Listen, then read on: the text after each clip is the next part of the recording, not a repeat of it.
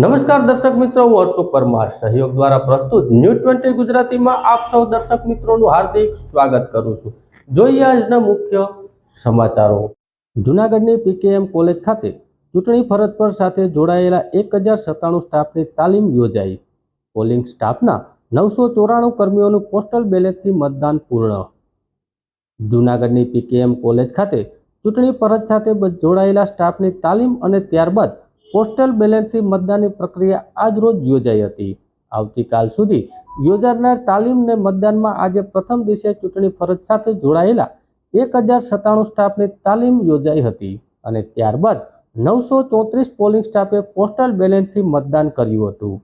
આજે યોજાયેલ તાલીમના પ્રથમ સેશનમાં સવારે 514 પ્રિસાઇડિંગ ઓફિસર અને બપોરના સેશનમાં 583 પોલિંગ ઓફિસરોએ માસ્ટર ટ્રેનર્સ પાસેથી મેન્યુઅલી અને પીપીટીના માધ્યમથી તાલીમ મેળવી હતી।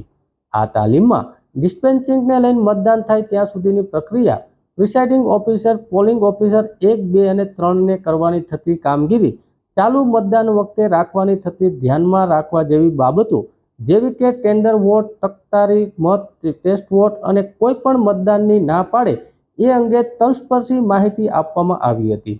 તેમજ QR કોડના માધ્યમથી સ્ટાફની ચૂંટણીલક્ષી બાબતો અંગે ટેસ્ટ પણ લેવામાં આવી રહ્યા હતા। આ ઉપરાંત ઈવીએમનું નિદર્શન ITI માસ્ટર ટ્રેનર સાથે જોડાયું હતું। અંતે ઉલ્લેખનીય છે કે ચૂંટણી ફરજ સાથે જોડાયેલા સ્ટાફની બીજી તાલીમ પૂર્ણ થઈ છે। હવે પછીની અંતિમ તાલીમ વિધાનસભામાં ફરજ નિભાવવાની હશે। ત્યાં આગામી દિવસોમાં યોજાનાર તાલીમ પૂર્ણ થયા બાદ 994 પોલિંગ ઓફિસરોએ પોસ્ટલ બેલેટથી મતદાન કર્યું હતું।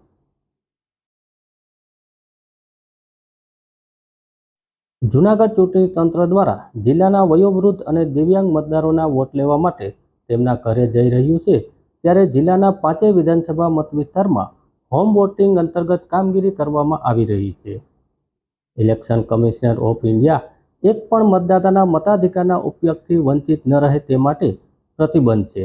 ત્યારે તેમની નિયમ અનુસાર વયોવૃદ્ધ એટલે કે 85થી વધુ ઉંમરના અને દિવ્યાંગ મતદારોને ખાસ હોમ વોટિંગની સુવિધા આપવામાં આવે છે, જે અંતર્ગત જિલ્લાની 5 વિધાનસભા મત વિસ્તારના વયોવૃદ્ધ અને દિવ્યાંગ મતદારોએ પોસ્ટલ બેલેટથી ઘર બેઠા મતદાન કર્યું હતું।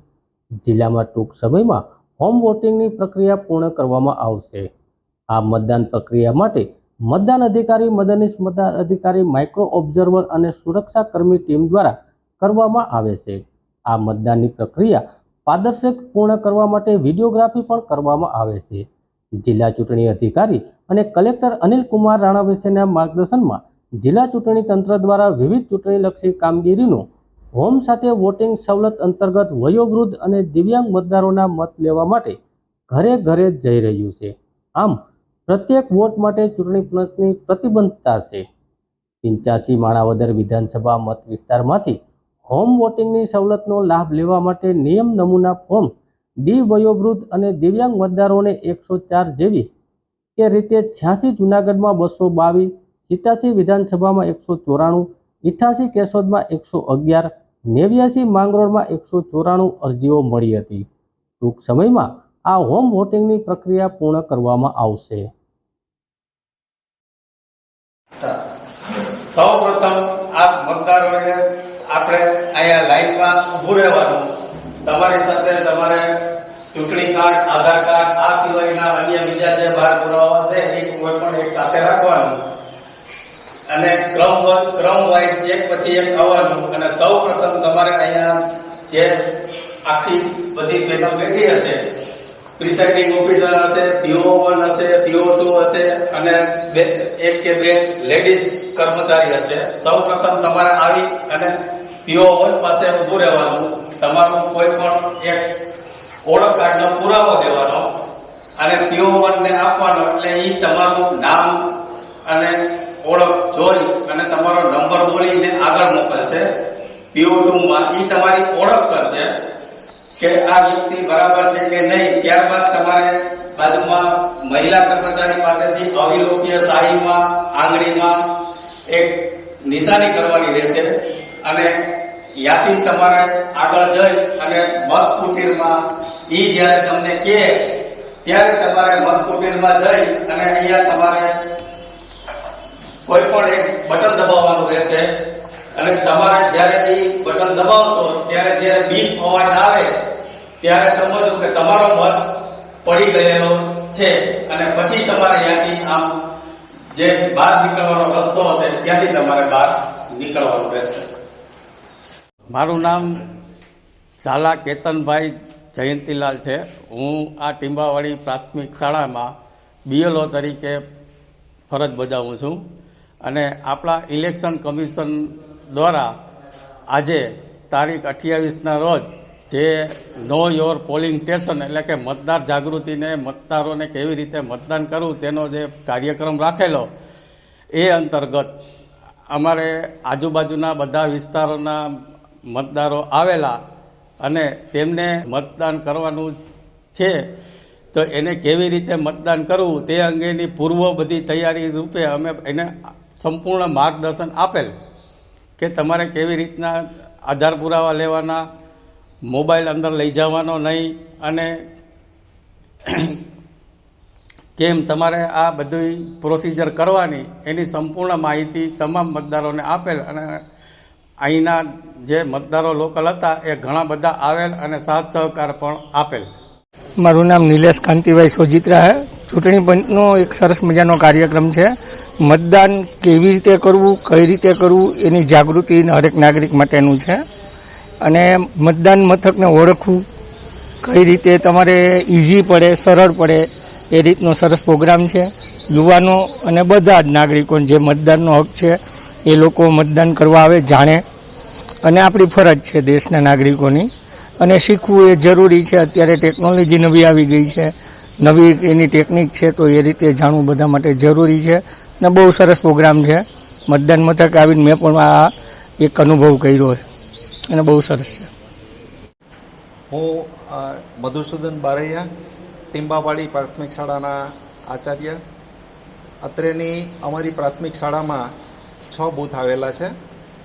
હાલ ચૂંટણી કમિશનર દ્વારા જુદી જુદી મતદાર જાગૃતિ માટેની પ્રવૃત્તિ અંતર્ગત આજરોજ અમારી શાળામાં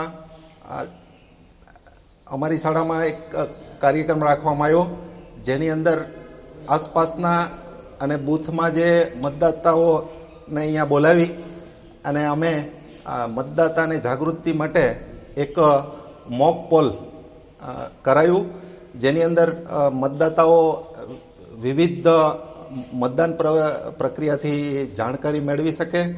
તેમજ આ શાળાની અંદર મતદાતાઓને જે વિવિધ સુવિધાઓ આપવામાં આવે છે તે અંતર્ગત પાણીની સુવિધા, સ્વચ્છતા વગેરેનું પણ અમે બધાને જાણકારી આપી.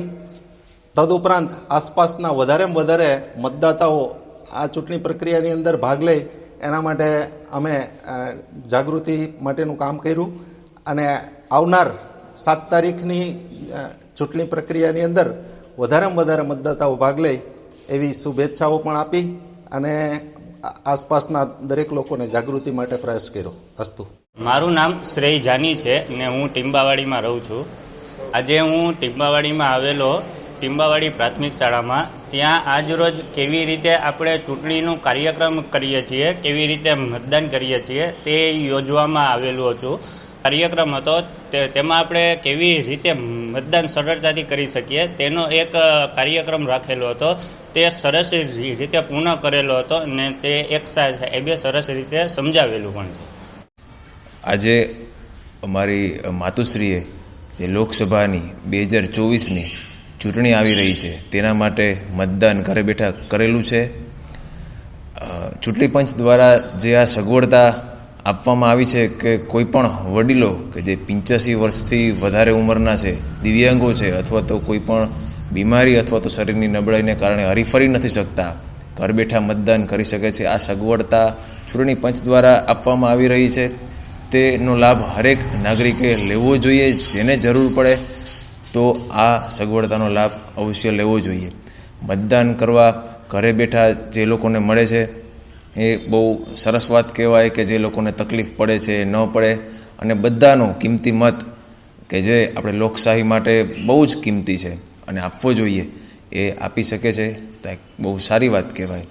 તો આજે પણ ચૂંટણી પંચના અધિકારીઓ અને તેને લાગતા ઓળખતા જે લોકો છે એ બધા ઘરે આવીને જે પણ પ્રોસિજર થઈ શકે એ બધી કરી રહ્યા છે. અને અમારા માતુશ્રી શ્રીમતી રંભાબેન લીલાધરભાઈ ભલાણી, ઉંમર વર્ષ 90+ છે, એમણે ઘરે બેઠા વ્યવસ્થિત અને સગવડતાપૂર્વકનું મતદાન કરેલું છે. તો એ બાબતે હું ચૂંટણી પંચનો આભારી છું કે જેમણે આ વ્યવસ્થા એકદમ વ્યવસ્થિત, કોઈ પણ જાતની અગવડતા નાગરિકોને ન પડે એના માટે ગોઠવણી કરેલી છે. ધન્યવાદ. મારું નામ રંભાબેન છે. મારું 90 ને 95 વર્ષ ઉંમર છે. ઘેર બેઠા મેં મતદાન કર્યું છે. તમારે જેવડા હલાય ન હલાય એને પણ મતદાન કરવું જોઈએ. બહુ સગવડ સારી કરી છે. બધાય ઘેર બેઠા મતદાન લઈ જાય છે. બીજા બધાને મતદાન કરવું જોઈએ. જમાનો કેવો સારો આવ્યો, ઘેરે સાહેબ મત લેવા આવે, કારણ કે નકર ઘટાડો થાય, નકર હલાય એમ નથી. ખાટલા વાળું છે આ તો ઘેરે આવે સાહેબ ઉતી સારું બિસાડા, જો નકર જવું પડે છેલ્લી બાકી રિક્ષા કરી. જૂનાગઢ ભેસાણ રોડ ઉપર આવેલા નોબલ યુનિવર્સિટી ખાતે યુનિવર્સિટીના વિદ્યાર્થીઓને પ્રોત્સાહિત કરવા માટે અને પ્રોત્સાહન આપવા માટે અંદાજિત 10,000 વિદ્યાર્થીઓનો સન્માન સમારંભ યોજાયો. આ સન્માન સમારોહમાં રાજેશભાઈ ચુડાસમાના સમર્થનમાં ભવ્યતાપૂર્વક યોજાઈ ગયેલા આ કાર્યક્રમમાં રાજભા ગઢવીના સાહિત્ય રસ સાથે યુવા વિદ્યાર્થીઓને મતદાન માટે મતદાનનું મહત્વ સમજાવી જાણકારી અપાઈ હતી. અને ફરી એકવાર ભારત દેશના વડાપ્રધાન અને ગુજરાતના પનોતા પુત્ર નરેન્દ્રભાઈ મોદીને વડાપ્રધાન બનાવવા માટે યુનિવર્સિટીના નિલેશભાઈ ધુળસિયા તથા ગિરીશભાઈ કોટેચા, કેડી પંડ્યા સાહેબ તથા ત્રિવેદી સાહેબે આહવાન કર્યું હતું. રાજેશભાઈને જીતના આશીર્વાદ પણ આપ્યા હતા. રાજેશભાઈએ યુનિવર્સિટીના મેનેજમેન્ટનો આભાર વ્યક્ત કર્યો હતો. આદરણીય ગિરીશભાઈ કોટેચા, આદરણીય નિલેશભાઈ ધુલેશિયા, આદરણીય ડોલરભાઈ કોટેચા, પ્રમુખ શ્રી પુનિતભાઈ શર્મા,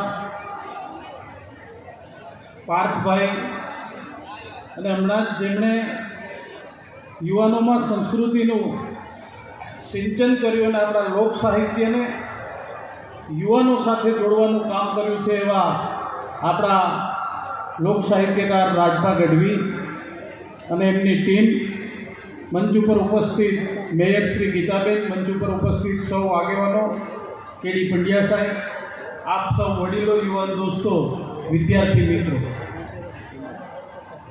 મારી અગાઉ પાર્થભાઈએ વાત કરીએ કે આવનારા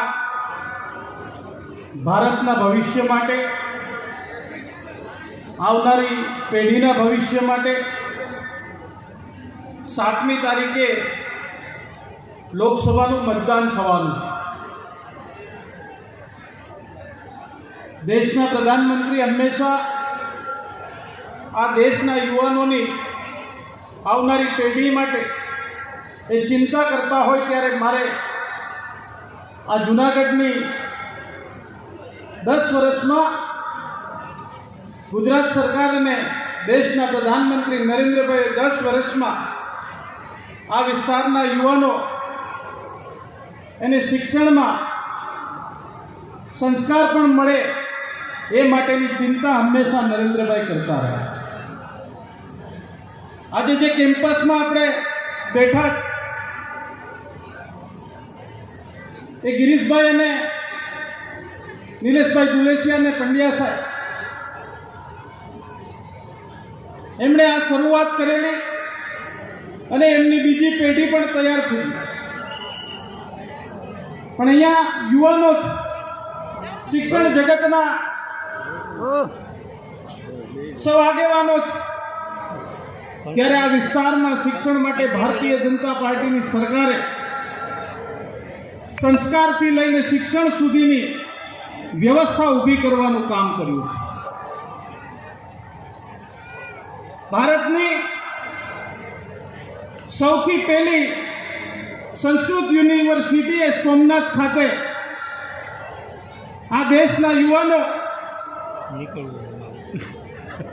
એ શિક્ષણની સાથે સાથે સંસ્કાર પણ પ્રાપ્ત કરે એટલા માટે સંસ્કૃત યુનિવર્સિટીની સ્થાપના એ સોમનાથ મુકામે કરવામાં આવી.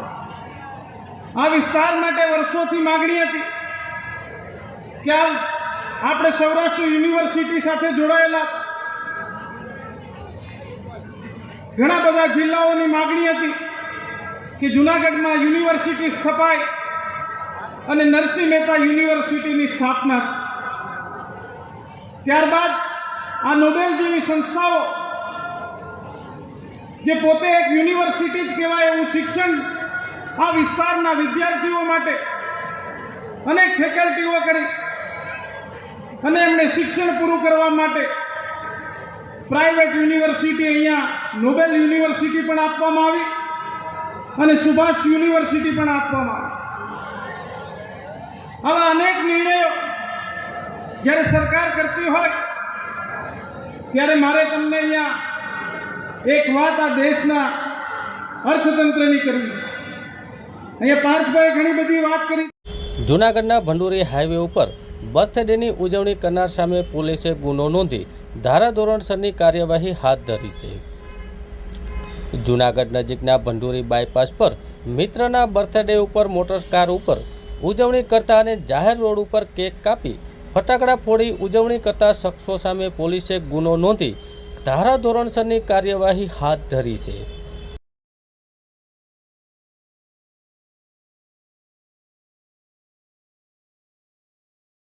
મારું નામ દિવ્યેશ છે.